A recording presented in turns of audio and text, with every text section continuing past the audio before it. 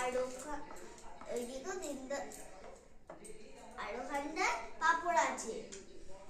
আর এই দেখো আমি বেলছি, দেখো প্রথমে এমনি ভাবে নিতে হয়, তারপর এমনি ভাবে বেলতে হবে, তারপর এমনি ভাবে বেলে এইটাকে এমনি ভাবে ঘোরাতে হবে, তারপর এমনি ভাবে ঘুরিয়ে এমনি ভাবে করতে হবে,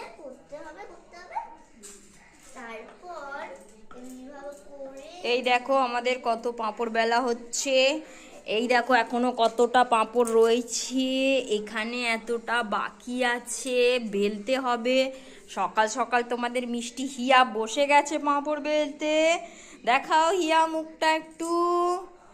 আর এই দেখো কত বেলা হয়েছে, কি করব এখন। দেখো পাঁপড়গুলো বাইরে শুকাতে দিতে পারছি না, কারণ কত কুয়াশা বাইরে। এত কুয়াশা যে পাঁপড় শুকানো যাবে না, এত কুয়াশায় পাঁপড়টা ওই জন্য রাখতে হচ্ছে। আজকের এত কুয়াশা পড়েছে আমাদের বাইরেটা তোমাদেরকে দেখাই।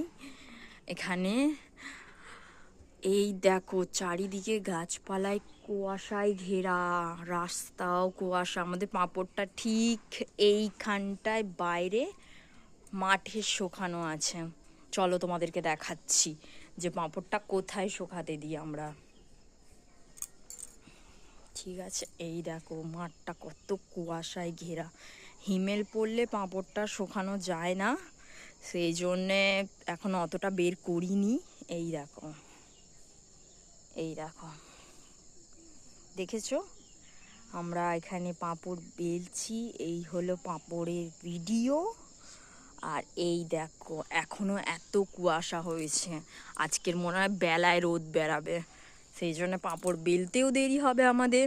তারপর তোমাদেরকে আমরা মুড়ি ভাজার ব্লগটা দেখিয়েছি, কালকে যাও তো মুড়িটা ভাজা হয়ে গেছে। চলো আজকে তোমাদেরকে দেখাই যে এখানেও কিছুটা পাঁপড় দেয়া হয়েছে, এই দেখো।